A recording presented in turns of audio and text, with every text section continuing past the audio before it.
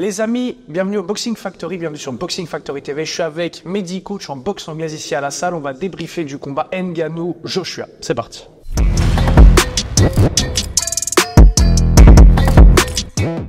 Mehdi, bonjour. Comment tu vas? Bonjour, impeccable, ça va? Et toi? Ah bah écoute, on est en pleine forme. Aujourd'hui, on va donc débriefer combat Ngannou-Joshua. J'aimerais vraiment voir un petit peu avec toi. Tu sais, le choc Ngannou-Joshua a fait beaucoup parler, comme le choc précédent entre Fury et Ngannou. Je pense que ce combat a été un peu avancé, a été un peu pris pour tout le monde comme une espèce de vérification, tu sais, de la légitimité de Ngannou dans le sport. Comment est-ce que toi, tu as vu cette annonce? Qu'est-ce que tu en as pensé en fait? Pour moi, c'était mérité pour Ngannou, ce combat. Après, je t'avoue que j'étais pas forcément plus, j'attendais pas ce combat, plus que ça. Nous, ce qu'on voulait voir, quand je dis nous, avant tout, les boxeurs, les fans de boxe, on voulait voir plutôt Fury contre Usyk. Ou encore même Wilder revenir peut-être contre Joshua ou quoi, étant donné que Joshua aussi revenait un peu dans la compétition avec ses dernières victoires. Mais je ne m'attendais pas du tout à un crossover fight avec Ngannou. Non, tu pensais qu'il allait y avoir un gros choc poids lourd au milieu quand même? C'est ça. Après, toujours content pour Ngannou qu'il puisse montrer de quoi il est capable. Et comme je te disais, quand même mérité vu sa performance contre Fury. Parce qu'il y a beaucoup de... Tu sais, en parlant de cette performance contre Fury, il y a eu cette polémique, un petit peu comme quoi le combat avait été volé. Et de l'autre côté, forcément, autant Ngannou a fait une prestation franchement exceptionnelle. Ouais, faut le dire. Pour un premier combat, surtout contre le champion poids lourd actuel, en anglaise. Il y a eu de l'autre côté forcément la polémique, comme quoi Fury est venu en mode chaussette claquette, et qui s'en foutait complètement en fait. Ouais, mais malheureusement avec le résultat du deuxième combat, c'est ce qu'on remarque en fait. Oui, j'ai vu, c'est ce qui est sorti en premier sur le réseau, c'est ce qui s'est dit en fait. Maintenant, on sait que la performance contre Fury n'était pas si exceptionnelle que ça. Et quand j'ai lu ça fait mal au cœur quand même un peu. Sans enlever de crédit à Ngannou et sa performance, lui il est venu préparer. Il a fait le taf. Après,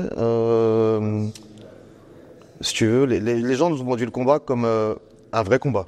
Ouais. Ok. C'est des poids lourds qui vont s'affronter. Ouais. Et moi, dans ma tête, quand je vois un crossover fight, je le vois pas comme un vrai combat. Je le vois comme une exhibition plutôt. Surtout quand tu sais qu'il n'y a pas de la boxe anglaise. C'est ça. Et un peu ce qu'on a vu avec les Jake Paul aussi. Bon, c'est pas des gars de MMA, c'est des youtubeurs qui affrontent d'autres gars du MMA ou des gars des boxeurs. Donc, ouais, c'est ça. Pour moi, c'est de l'exhibition. D'ailleurs, le premier combat, si on doit remonter au premier crossover fight, c'est le fameux McGregor contre Floyd. Ça, c'était clairement une exhibition. Tout le monde sait. Les boxeurs savent que Floyd aurait pu foutre en l'air McGregor sur les premiers rounds. Oui, je pense facile aussi. Et qu'il a fait durer le plaisir. Mais il fallait du spectacle. C'est ça. C'est ça, en fait. C'est ça, c'est plus une question. De A à Z, c'est du spectacle. De la conférence de presse jusqu'à la fin de combat, c'est du spectacle. Faut vendre aussi. Hein. Ça reste un business, pour qu'on se le dise. C'est ça le problème. Mais pas de souci que ce soit un business, mais ok de le vendre en spectacle et pas en combat. C'est là où on trompe un peu les fans, tu vois. Je vois. Je vois un peu. Comme s'il y avait possibilité que Floyd perde le combat. Et là, pareil, avec Fury, je pense que Fury, lui, il est venu pour faire un spectacle.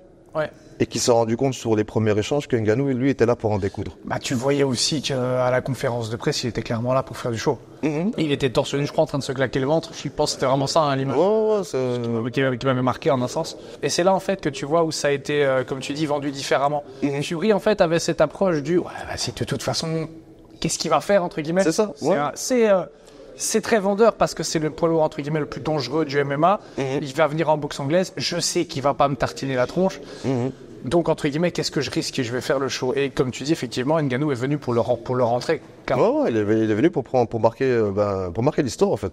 Et du coup, quand il est arrivé contre Joshua, comment est-ce que toi tu l'as senti? Même manière?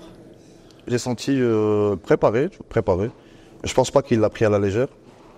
Par contre, il s'attendait sûrement pas à ce qu'il y ait autant de répondants. Ok. On avait vu un Joshua qui était plutôt sur la réserve sur ses derniers combats, tu vois. Comme je t'avais dit, stick and move, il bouge bien, il gère la distance, il prend pas trop de risques, tu vois. Depuis son KO sa défaite contre Ruiz, on a eu affaire à un autre Joshua qui nous a un peu comment dire, il nous a un peu endormis ces dernières années. C'était pas trop. En tout cas, moi, je regardais plus trop ses combats. Est-ce que tu penses qu'il a surpris, lui? C'est justement avec le fait qu'il était entre guillemets sur pause depuis sa défaite contre Ruiz. Est-ce que tu penses qu'avec cette performance contre Ngannou, il a choqué les gens? Non, pour moi, non. Moi, il a pas choqué les gens. Enfin, ouais, il a choqué le monde parce que voilà, on n'a jamais vu Ngannou dans cette condition. Ouais. C'est-à-dire au sol, allongé pour le compte. Humain, en fait. Voilà. Ouais. Mais en soi, ça fait pas de lui directement le. On revient pas sur un Joshua 2015 qui a battu Klitschko. Un Joshua solide qui vient en offensif et qui vient mettre des KO. Pour moi, ça veut rien dire. Il a battu un gars du MMA, ok. Il n'y a aucune logique sportive qui, selon moi, fait qu'il remonte dans les classements ou qu'il mérite directement un titre, un combat pour le titre. Disons que c'est plus ce call-up qu'il a fait en fin de combat, c'est plus parce que Ngannou avait un nom que s'il est considéré comme un des hommes les plus forts en sport de combat, que justement il fait vendre, qu'il se dit bah voilà, businessment parlant, je le mérite. Bah, le seul argument c'est quoi? C'est regarde Fury, j'ai fait ce que t'as pas pu faire.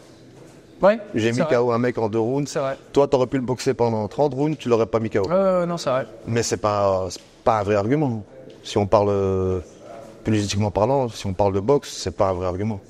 Comment est-ce que toi, tu as jugé cette performance? Enfin, comment est-ce que toi, tu as jugé la performance de Ngannou dans ce combat? Dès le début, en fait, du combat, avant le premier knockdown. Dès le début, je l'ai trouvé bien dans son fight. Les deux boxeurs, déjà, ils bougeaient pas mal pour des poids lourds. Ils bougeaient vraiment pas mal et il est parti chercher des coups au corps. Et il était bien structuré et il était bien dans son combat. Comme je t'ai dit, malgré que je suis de la boxe anglaise, je n'étais pas forcément pour Joshua. Au vu de ses dernières performances et de ses dernières, on va dire, ses états d'âme ces dernières années, tu vois. Il perd contre Ruiz. Après, il galère dans des petits combats, des mecs pas top niveau et toujours en train de bouger autour. Il est plus dedans, il est plus agressif. Ok. Là, il fait une performance contre Otto Wallin. Otto Wallin, pour moi, c'est un bon boxeur. 30 combats, 3 défaites. Otto Wallin, il est connu, comme je t'ai dit, il est connu pour avoir fait galérer Fury. D'accord. Encore une fois, un Fury qui est venu sans main, pas préparé. On est habitué. Fury, il arrive à ses combats, on ne sait pas. Un jour il s'entraîne, un jour il s'entraîne pas. C'est ça. Ok, c'est le personnage. D'accord. On n'achète pas. Hein. Il est venu faire une performance contre Otto Wallin. Otto Wallin, qui est un bon boxeur, comme je t'ai dit, mais pour moi, un boxeur international, mais d'un point de vue européen. Ok. Il a boxé des noms, mais pas des cadors, quoi. Pas dans le top, je dirais 5 ou dans le top 3 en tout cas. Tu vois, chaque fois qu'il s'est frotté au top mondial, il y a défaite contre Fury et il y a le KO contre Joshua, tu vois. Donc pour moi, la performance de Joshua à ce moment-là, elle veut rien dire. Il revient dans le game, d'accord. Ouais. Il est toujours sur du stick and move, il bouge bien, il est très scolaire, il applique bien en ligne et ça marche bien contre un gaucher. Tu vois. Donc de là, la performance de Joshua, je ne vois pas forcément derrière. Ça cache pas pour moi la performance qu'il va faire sur Ngannou. Et performance de Ngannou? Parce que maintenant, on a vu que du coup, Joshua en fait a pas vraiment surpris, en un sens, toujours dans le même style, il revient. Voilà. Et par contre, performance de Ngannou, comment est-ce que tu la vois par rapport à sa performance qu'il a fait contre Tyson Fury? C'était très court. Après, dès le début, erreur tactique. Il switch de garde. Faut savoir, comme je t'ai dit, Joshua il est entraîné là, en ce moment par Ben Davidson, qui est un bon entraîneur, un fin stratège. Il est aussi consultant pour la team Haney, pour David Haney, qui est aussi un bon boxeur. Okay. S'ils font appel à lui, c'est que derrière, le gars est compétent. Ouais. Et forcément, si Joshua travaille avec lui, je pense qu'ils ont eu le temps d'analyser la boxe de Ngannou sur les 12 rounds qu'il a passé avec Fury. Oui, t'as bien le temps de faire quoi que ce soit, d'office. Hein. Là où Joshua, quand même, sa victoire a été surprenante, surprenante. Tout le monde s'y attendait pas. L'attitude qu'il a eue, plus offensif, c'est surprenant parce qu'on ne s'attendait pas à ça. C'est pas dans ses habitudes. C'est ça, c'était plus dans ses habitudes en tout cas. Il est plus considéré comme un boxeur sur la défensive. En ce moment. Défensive, pardon. Ouais. Mais du coup, pour toi, quels ont été les points faibles de Ngannou? Ouais. Quelles ont été les erreurs? La première erreur, c'est d'avoir switché. Dès qu'il switch de garde, Et il prend la droite en première intention, en bout de course. Premier knockdown. Et bon, il était un peu sur un mauvais appui, sur sa jambe arrière. Et il tombe vers l'arrière directement. Donc je pense que sa première erreur, ça a été ça. Parce qu'avant, moi, je ne le vois pas forcément faire des échanges. Il travaille. Il fait son combat, il construit son combat. Il construit. Après, pour moi, c'est une grosse erreur. Pourquoi ? Parce que justement, encore une fois, Joshua, il revient d'un combat contre Towalin, qui est gaucher. Et on voit ce qu'il lui a fait. Il a travaillé en ligne, il a mis KO comme ça. Voilà, c'était... disons qu'il était prêt à ça, Joshua. Il était prêt à ça et je pense qu'ils l'ont travaillé avec Ben Davison. Dès qu'il a switché, c'était le premier coup qu'il a mis, c'était cette droite. Et tu penses que c'est cette droite justement qui l'a déstabilisé? Parce que moi, de ce que j'ai vu après ce knockdown, c'est que il mordait beaucoup sur les feintes. Généralement, quand tu mords sur les feintes comme ça, c'est que tu as pris une belle droite. Simplement, tu t'y attendais pas. Et du coup, maintenant, en fait, t'as pas envie de te reprendre une deuxième forcément, ce que je comprends. Ouais, beaucoup d'appréhension. Ouais, c'est ça. Et du coup, tu penses que c'est cette droite qui a fait que les feintes, ils mordaient dedans à mort, et ce qui a mené forcément au deuxième knockdown, puis au troisième qu'il a terminé, en fait. Non, clairement, ça a joué. Moi, je pense pas qu'il... Même si après, il revient un peu dans la fin du round, il reste pas grand-chose. Hein. Et il reste un peu... Ouais, il reste bien, mais il revient dans son game. Mais je pense que ça l'a vraiment bien atteint, ne fût-ce que psychologiquement. Ouais. Comme je t'avais... je pense qu'il n'est jamais tombé, tu vois, MMA... Ouais, non, j'ai un doute sur... je pense qu'il est tombé une fois contre Stipe, mais je ne sais plus si c'était KO. Mais pour moi, c'est pas le même genre de... Un gros knockdown comme ça, parce que MMA, même si... Voilà. Je préfère pas m'avancer, mais ça me dit rien comme ça. Ouais, pour moi, c'est pas la même chose, parce que MMA, même s'il prend un knockdown, il n'est pas... sur les fesses déjà, il ne faut pas 10 secondes pour se relever. Non, il réagit directement avec... ou alors il repart en clinch ou quelque chose comme ça. Là, il lui a fallu ces bonnes 10 secondes pour se relever et pour revenir dans le fight. Et tu voyais que c'est vrai que quand tu disais, tu voyais en fait que le regard avait un peu changé. Ouais. Et par la suite, je l'ai senti, dans le deuxième round, je l'ai senti quand même plus désorganisé. Sur sa garde. C'est ça, peu dubitatif un peu, et hésitant. Ouais. Plus hésitant. Comme tu as dit, il est mort sur les feintes et même ses bras un peu plus ouverts et... Il revient peut-être dans une garde un peu plus MMA. Ouais, tu penses que c'est l'instinct qui revient? Qui revient, ouais. Moi, je pense bien. Une fois que tu es touché sévèrement, tu reviens sur ce que tu sais faire à l'entraînement. Et là, on parle de carrière de MMA. Ça fait combien de temps qu'il est dedans, tu vois? Donc le mec, il sait faire que ça, tu vois. Ouais, c'est vrai que maintenant... Il revient à ses bases. Et dire que de base, c'est vrai qu'il voulait faire de la boxe anglaise, mais il s'était fait embarquer dans la MMA, mais c'est vrai qu'il a bossé MMA, jusqu'à il n'y a pas très longtemps, en fait, où maintenant il est parti. Ça fait quoi? Ça fait 1 an et demi? Ouais, c'est ça, 1 an et demi avec Tyson, c'est ça. 1 an et demi. Donc jusqu'à ce moment-là, et quand bien même, c'est vrai que tu viens du MMA, c'est tout à fait un autre sport. C'est pas la même technique, c'est le noble art. Il est vraiment surnommé comme ça, c'est pas pour rien, quand tu vois. C'est vrai que quand tu le vois... Effectivement, j'ai trouvé sa garde plus ouverte, un peu plus volatile. Ouais. Moins organisé. Et là, directement, il y a Joshua qui capitalise là-dessus. Hein. Et c'est vrai que tu penses que s'il n'était pas revenu à son instinct de base, on va dire, s'il n'était pas revenu à une garde un peu plus volatile, si il ne s'était pas fait vraiment bien toucher dès le début du combat, tu penses que ça aurait pu soit durer sur les 10 rounds, ou alors tu penses qu'il aurait pu rivaliser contre Joshua? Quand tu le vois, après c'est vrai que c'est très difficile comme question dans le sens où tu n'as pas vu vraiment t'as pas eu le temps de voir grand chose parce que généralement le combat se construit sur les 3 à 4 premiers rounds. Ouais. Et là c'était la surprise pour tout le monde. Je sais pas comment toi tu as réagi au KO. Ouais. Moi le KO sur le deuxième round, je voyais déjà si tu veux, je voyais déjà un jab un peu plus bas. Ouais. Tu vois, une main un peu plus basse et un jab un peu plus bas. Et je me disais, la droite en contre, un overhand, tu vois, ça passerait, tu vois. Et c'est ce qu'il y a eu. Ouais, c'est ce qui est tombé. C'est ce qu'il y a eu. C'est ce qui est tombé. Tu vois, c'était vraiment un bras vraiment trop bas. Là où sur le premier round, je ne l'avais pas remarqué, ou encore une fois, peut-être qu'on était un peu dans l'euphorie. Dans le truc, tu vois, on voulait qu'il gagne. Bien sûr. C'est vrai que je me souviens que tu m'as envoyé un message en pleine nuit, là, il était 1h du mat'. Tu m'envoies dinguerie. Non, mais dinguerie. C'était le mot de la soirée, dinguerie. C'était ça. Moi, je me réveillais à peine, pour la petite anecdote, je me vois ton message, je me dis non. Ouais, je t'ai pas spoilé, je suis juste mis non, je me dis non, je me dis il est tôt, je fais c'est pas vrai. Il est tôt. Ah non, Il est trop tôt pour un drone. Déconner. Et du coup, j'attends forcément, tu sais, j'attends sur les réseaux ce qui se passe pour swiper. Et si la vidéo vient pas en fait. La vidéo vient pas, je me retrouve à chercher, tout crever, des yeux qui sortent comme ça, c'était n'importe quoi. Et puis je vois le chaos, je me dis l'assassinat en fait. Ouais. C'était parce qu'en plus moi je vois juste l'overhand, je me dis mais l'assassinat qui est venu. Et quand tu vois le premier down, le deuxième down de deuxième round et le troisième down juste derrière en fait, tu te dis mais Ngannou n'a pas eu le temps de respirer. Non, vraiment pas. C'était vraiment, il était sonné et Anthony s'est dit, enfin Anthony, c'est comme si c'était mon pote. Mais Joshua s'est dit, tu sais quoi en fait, je le termine maintenant. Et Non, sur le troisième, c'était incroyable parce qu'il est franco, hein. Et sans préparation, sans rien. Tu sais quoi, meurtrier, il est arrivé sans préparation, sans rien, en ligne, boum, et il est tombé.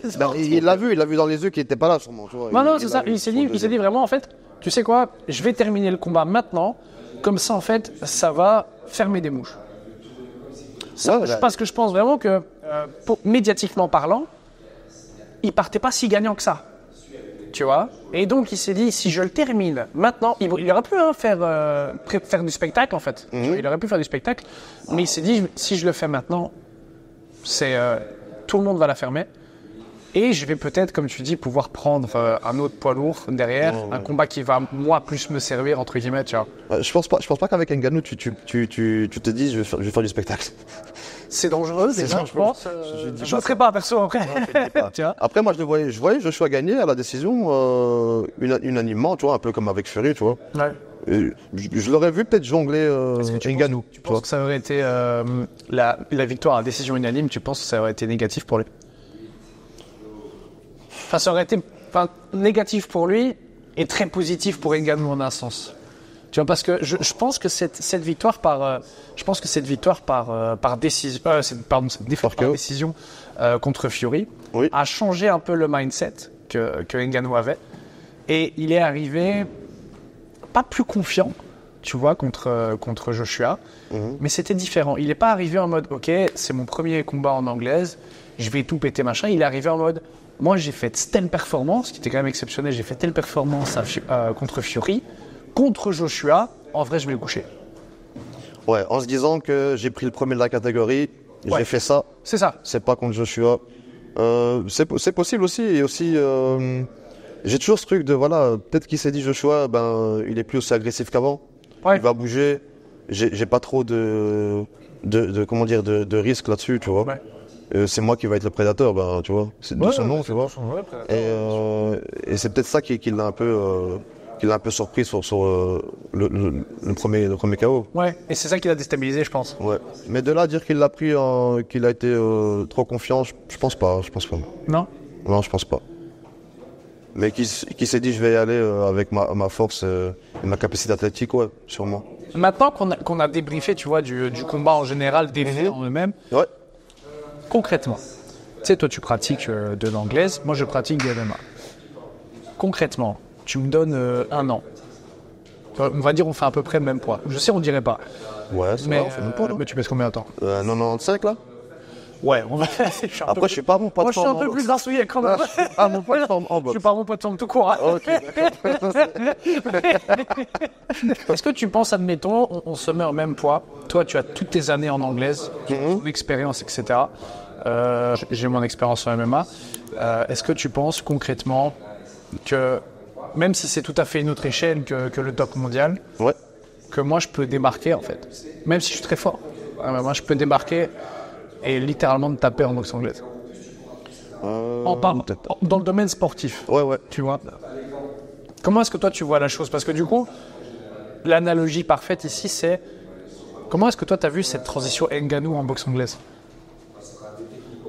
Après, c'est un autre niveau, ok?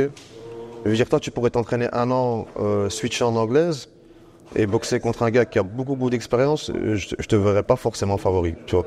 Sauf si tu me dis que tu as le facteur X et dès que tu en mets une, tu couches. Knockout power pur. Tu vois. Et là, on va dire que les forces s'égalisent, tu vois. Ça a toujours été ça, la technique contre la puissance. Ouais, c'est ça. L'agilité, tu vois. Pour moi, la technique va à la puissance. De base, ça c'est mon opinion. De base, mais regarde, on a eu Wilder qui est arrivé dans le game c'est le glitch dans la Matrix. Zéro technique, zéro placement, zéro rien. Et il a 1-2 en ligne et voilà, et il l'a placé et il a mis combien de KO comme ça. Donc tu vois, c'est une exception. Mais c'est une exception qui confirme la règle que la puissance, elle peut avoir son mot à dire là-dessus, tu vois. Donc, toi, arriver dans le MMA, toi, arriver dans la boxe anglaise, à ton niveau, sans te manquer de respect. Fais pas ça. Non, non, tu peux le faire. Mais je veux dire, non, bien sûr. espérer être compétitif, voilà. Espérer être compétitif contre des mecs qui ont déjà beaucoup d'expérience, je dirais, voilà, c'est compliqué. Après, Ngannou, il boxe depuis longtemps, tu vois. Il a commencé plus ou moins par la boxe. Et il s'est retrouvé dans le MMA malgré lui. Et bon, après, dans le MMA, il y a des phases de boxe, mais ce n'est pas les mêmes positions, c'est sûr. Mais là, l'entraînement qu'il a suivi, j'imagine que c'est assez intensif. Oui, non, avant d'arriver, surtout à son échelle, tu peux mais ça ne va pas rattraper des années de boxe, c'est sûr. Ça ne va pas rattraper des années de boxe contre un boxeur. Depuis toujours. Ouais, c'est ça. Depuis toujours. Je sais pas. Son manque depuis gamin, depuis qu'il est. À lui, c'est un gitan. Non, c'est un gitan, il se bat tout le temps. Mais c'est vrai. Il se bat tout le temps, il se bat depuis qu'ils sont gosses. Donc, donc te dire est-ce que t'aurais tes chances, ouais, si t'es doté du Factor X, ouais.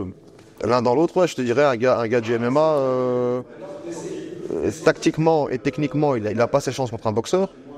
Mais s'il a le knockout power, et d'ailleurs c'est la raison pour laquelle on a regardé le combat. C'est la raison pour laquelle on a regardé le combat, c'est parce qu'on s'est dit. Ouais, moi je savais que techniquement, voilà. Ça aurait été compliqué de se dire que Ngannou allait rivaliser contre le style académique de Joshua. Tu peux pas. Aussi. J'ai pas envie de dire aussi peu d'expérience parce que j'ai pas envie d'insulter qui que ce soit, tu vois. Ouais. Mais ça fait 1 an et demi qu'il est dans. Non, clairement, avec peu d'expérience. Il faut quand même, dans le sport même. Et très peu de temps aussi entre les deux combats, donc il n'aurait pas pu forcément bien évoluer ou bien progresser. Donc en fait, la seule manière pour Ngannou de gagner, entre guillemets, c'est soit la décision en survivant, entre guillemets, ou en jouant avec, soit au knockdown. Enfin, au knockdown. Mais comme au premier combat contre Fury. Ouais. Parce que les rounds où il y a des rounds qui dominent Ngannou clairement, ok, mais bon, on parle d'un Fury qui va préparer. Ouais. Mais au-delà de ça, pourquoi Fury gagne? Parce que voilà, il arrive à le gérer techniquement malgré qu'il n'est pas préparé. Ouais. Avec l'expérience, il arrive à le gérer. Tu vois. Est-ce que tu penses que toute cette expérience dans le MMA a servi? Déjà pour la pression médiatique, tout ça, enfin. Le stade rempli déjà. Je trouvais qu'il était extrêmement à l'aise en fait. Ouais, quelqu'un qui débarque en anglais, tu le voyais. En fait, c'est pas une habitude d'être un grand nom, mais tu sais qu'en fait, tous les regards sont postés sur toi, et c'est la routine. Non, pour lui, c'est la routine. En plus, il sait que le cachet va suivre derrière, donc c'est encore mieux. Non, on peut pas dire qu'il était sous pression ou quoi que ce soit. Je pense pas du tout. Je pense qu'il était bien en confiance, bien mentalement. Il sort d'une presque victoire contre Fury. Enfin, on parle de vol, donc forcément. Ça a été la grosse polémique. Hein. Tu penses qu'il a volé, toi? Moi, quand même. Pour moi, l'activité de Fury, elle n'était pas si énorme que ça. Si c'était pas un champion, s'il n'y avait pas le boxing business derrière, pour moi, il gagne. Ouais. Après, est-ce que je suis objectif? Oui ou non. Comme je t'ai dit, moi, j'apprécie beaucoup Ngannou, j'apprécie beaucoup le personnage. L'histoire est incroyable. Voilà. L'histoire, franchement, ce qu'il fait, c'est incroyable. Donc, je pense qu'on ne pourra jamais lui retirer quoi que ce soit. Même ce week-end, il aurait été contre Joshua ou un autre boxeur, on aurait été pour Ngannou. Ouais, parce que il y a beaucoup en fait. Voilà, il y a beaucoup de fans de la communauté boxe qui sont pour Ngannou sur ce coup-là. Là où, habituellement, quand il y a des gars du MMA qui viennent en crossover fight. C'est en mode, allez, c'est bon, reste dans ta discipline. Je ne regarde même pas, les combats, les crossover fights. Celui de Floyd, je l'ai vu, mais malgré moi. Non, sincèrement. Non, je l'ai vu parce que voilà, c'est un spectacle, je le vois comme ça. Mais bon, comme je t'ai dit, les gens le vendaient comme un vrai combat, mais on sait que c'est pas un vrai combat. Ouais, donc en fait, aux yeux de la communauté de l'anglais. Pour les vrais boxeurs, les vrais boxeurs, les vrais fans de boxe. C'est ce que je veux dire. On sait que c'est pas, on sait que c'est du bullshit. Pour simplement, en fait, quelqu'un qui est juste fan de bagarre, on va appeler ça comme ça, il doit se dire non, ça va être incroyable, ça va être un show incroyable. Alors que techniquement, pour un follower Instagram qui vient de s'abonner, pour lui, il est sur un combat. On lui vend un combat. Et le meilleur combat de l'année. C'est ça. D'ailleurs, regarde, Ryan Garcia. Je m'égare un peu, mais Ryan Garcia contre Davis Tank, c'était pas. Je sais pas si t'as suivi un peu. Bah, c'est un boxeur, ok. Ryan Garcia, il est en train de monter. Il a beaucoup de lacunes en boxe anglaise. Il a des bonnes bases, mais pas plus que ça. Il a un no power. Ok. C'est ce que Bah, en fait, c'est ce que tu vois partout. Il y avait pas match en fait. Et quand on voit le combat, bah, il y a le temps qu'il lui roule dessus. Ouais. Et Moi, j'ai pas vu le combat, mais donc c'est là que tu vois qu'en fait, c'est pas. Mais là, on est plus sur des combats, des stardom, tu vois. C'est parce que je suis une star, j'ai droit à mon gros combat. Est-ce que c'est vrai que maintenant, c'est vrai que c'est intéressant de bifurquer là-dessus. Je trouve actuellement que, et c'est pas que dans l'anglais, c'est partout. Il y a plein d'exemples dans le MMA maintenant. Le classement sportif ne veut plus rien dire. Ouais. C'est gros dit comme ça, mais si on pense au côté business de la chose et côté média, c'est parce que tu rapportes de l'argent que tu peux avoir de gros combats. Parce que qui dit gros combat, dit gros cachet pour la fédération qui organise et ainsi de suite. C'est logique, c'est du business. Tu vois. Est-ce que tu penses que dans ce cas-ci précis, en fait, Joshua Ngannou, est-ce que tu penses que Joshua s'est clairement servi d'Ngannou pour se dire, tu sais quoi, je viens de coucher l'homme le plus fort du monde, c'est ça, semaine on the planet, tu vois, avec un anglais très approximatif, mais est-ce que tu penses que c'est parce qu'il a couché ce mec-là en 2 rounds qu'il se dit, tu sais quoi, moi c'est bon, je prends le prochain pour le titre, je prends Ngannou, ouais c'est ça, je prends le gagnant, je prends musique. Ouais. Bah, c'est l'argument en tout cas, c'est l'argument qu'il avance. Pour moi, cet argument il est complètement bancal. Ok, ça fait longtemps qu'on sait que déjà être champion ou un titre holder, ok, d'avoir un titre entre guillemets, ça fait pas de toi nécessairement le vrai champion, ok. Oui, c'est vrai. À cause de la multiplication des ceintures, je pense que le public l'a bien compris. Il y a trop de champions dans une catégorie. Ok, à partir du linéal, le champion. Mandatory, le champion en vacances, le champion. Non, mais il y a un titre comme ça. Mais non. Il y a un titre comme ça, c'est vrai. Il y a vrai. un titre comme ça. Non, il faudrait que je check, mais il y a un titre comme ça, il faudrait qu'on check. Allez, je check. Le Holiday Titan, tu vois. Non, pas Ce Holiday. serait horrible. Ah, mais t'as le champion intérimaire. Ouais, l'intérimaire déjà. Et C'est puis, pas. Après, ouais, mais généralement, quand t'es champion intérimaire, le combat qui suit, c'est la vérification de la ceinture. Ouais, mais ça fait trop de. Tout le monde est champion. Ok, Ouais. Si on a à partir du moment où on a 4 champions dans une catégorie, c'est pas. C'est compliqué. Dans la même ceinture, dans la même fédération déjà. Donc après tu multiplies avec les fédérations, ça devient un bordel monstre. Oui, c'est un carnage. Donc je pense que les gens ils veulent voir absolument déjà les combats, les vraies rivalités, les vrais combats. Ok, là où il y a vraiment match, mais pas forcément les mecs qui tiennent les ceintures. Ouais, donc on peut dire clairement ils sont desservis en fait. Ouais, Clairement, il s'est dit, tu sais quoi, j'ai couché un gros nom, maintenant je mérite un gros nom, point. mais ça a pas, pour moi, comme je dis, ça n'a pas de logique sportive. Ok. Non, Pour moi, parce que c'est un ça veut rien argument. dire, parce que concrètement, il a battu un gars qui a maintenant 2 combats en boxe anglaise. Ouais, et qui vient d'un autre sport. Qui vient d'un autre sport. Ouais. Qui vient d'un autre sport. Et forcément, dire après, ouais, je mérite le champion Fury Usyk, Ah, c'est bah, vrai que c'est pas logique. Non, c'est pas logique. c'est pas logique. Et le seul Il argument. devrait taper 2 combats. Peut-être, allez, limite, tu lui donnes le 2 ou le 3e. Et s'il le tabasse, vas-y. Pas de souci. Mais au moins un combat au milieu. Un vrai combat. Un vrai Ouais, c'est combat. ça. Le vrai fight. Parce que là, il a battu Otto Wallin, qui n'était pas dans le top 10, je pense pas. Je pense pas du tout. Ensuite, il bat Ngannou. Et là, il veut le gagnant Usyk Ferric. Pour moi, il aurait déjà dû boxer Wilder. Ça fait des années. Ok, depuis 2016, ils sont autour, il n'y a rien qui se passe. Ouais, ça, même moi j'avais Ok. vu la polémique pour te dire. Wilder a boxé Fury 3 fois, il aurait pu le boxer. Rien que pour prouver, tu vois.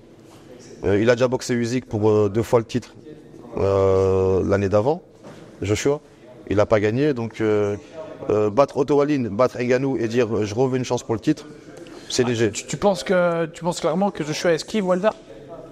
Qu'il esquive ou pas, peut-être pas qu'il esquive, mais à un moment donné, l'offre avec Ngannou est arrivée, c'était peut-être trop alléchant et voilà. Tu craches pas dessus, tu vois. C'était vachement. Ah non, en vrai. Mais surtout que moi je pense que ça va lui servir. Tu vois. Ça va lui servir pour la réputation. Je suis seul à avoir vraiment couché Ngannou, point. Ouais.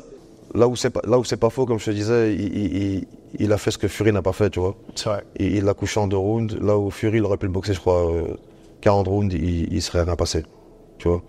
Donc là, ça reste une performance, mais de là à les call-out et de directement chercher le titre, c'est aucune logique, comme je t'ai dit, aucune logique sportive. C'est comme si demain, on a eu le combat de bientôt la Jack Paul qui arrive avec. Ouais, avec Mike Tyson. C'est comme si Jack Paul. Oui. Putain. Mike Tyson, il dit ok, je vais aller me taper le champion de la catégorie. Tu vois, ça n'a aucun sens. En fait, si on peut aborder ce truc 2 minutes, hein, quand j'ai vu l'annonce, j'ai vu de très très loin, et je pense que je te l'avais même dit, le soir, Ngannou Joshua, quand Jay gagnera, parce que je pense que ça va arriver, malgré tout l'énorme respect que j'ai pour Tyson, voilà, c'est plus, voilà, hein, tu peux être le plus fort du monde à 20 ans, t'es un danger public, à 57 ans, c'est différent. Non, c'est différent. Tu seras pas le même qu'à 20 ans, ça, c'est impossible. C'est sûr. Quand je pense, et surtout médiatiquement parlant, je pense que Jake Paul fera tout pour gagner ce combat. Quand il aura gagné, il va dire « J'ai tapé le meilleur boxeur de tous les temps, maintenant je peux taper n'importe qui. » Je le vois devant moi, ouais, mais clairement. Des années à l'avance. On va y arriver bientôt. Je sais même pas quand c'est, j'ai même pas envie de voir ce combat. Hein. Franchement, je veux pas le voir. Mais je trouve que c'est n'importe quoi. Ça pour moi c'est n'importe quoi. Et même, moi je te dis déjà, en 2040, Squeezie contre Mike Tyson peut-être. Un truc comme ça. Squeezie il monte bien. Non, mais il a le temps du coup en 2040. En 2040. Non, c'est vrai. C'est vrai. Et il y va. Hein. Mais toi, qu'est-ce que tu penses de ce choc justement? Parce que moi j'ai donné mon avis quand même assez tranchant, on va dire, tu vois.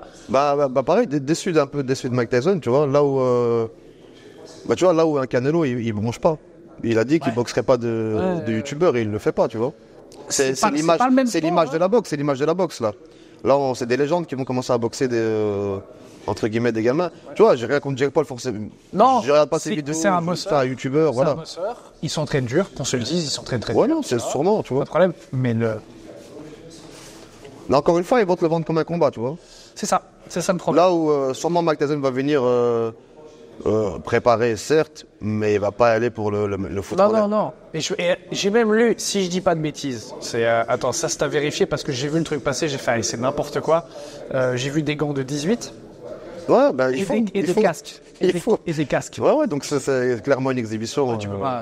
Mais ça va, comme tu dis, être vendu comme un show. Comme un combat. Un combat, peut-être. Ça va être juste un petit spectacle. Je dirais pas une pièce de théâtre non plus, mais ça va être un spectacle.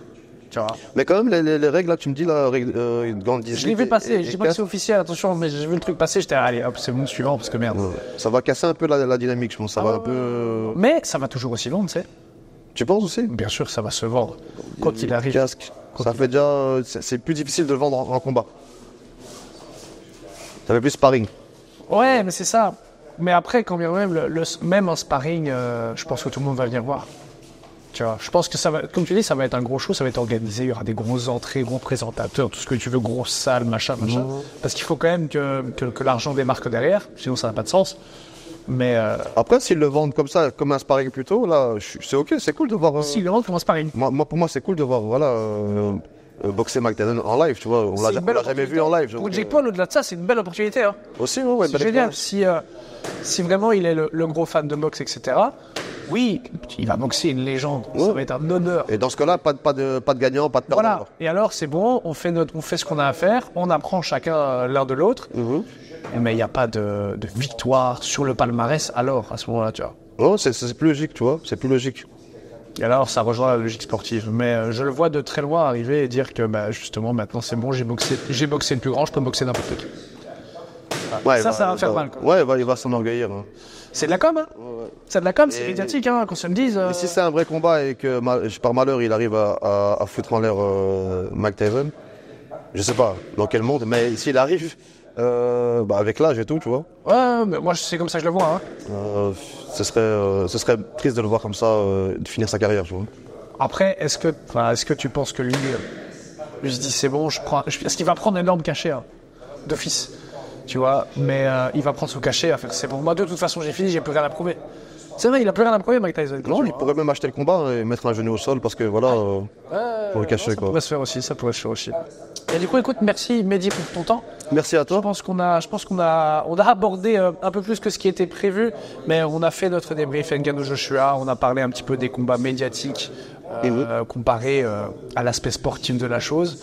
Et pour moi, ça reste un sujet dont on peut débattre des heures. C'est super intéressant parce qu'il y a plein d'avis qui se croisent et ils sont tous valides évidemment, mais chaque argument a toujours un contre-argument. C'est ça qui fait le débat constructif, donc c'est chouette. Merci Mehdi pour ton temps. Merci à toi. J'espère que ça vous a plu. En tout cas, si c'est le cas, n'hésitez pas à vous abonner à la chaîne Boxing Factory TV, à liker, partager, commenter votre avis sous cette vidéo. Nous, les amis, on se voit à la prochaine.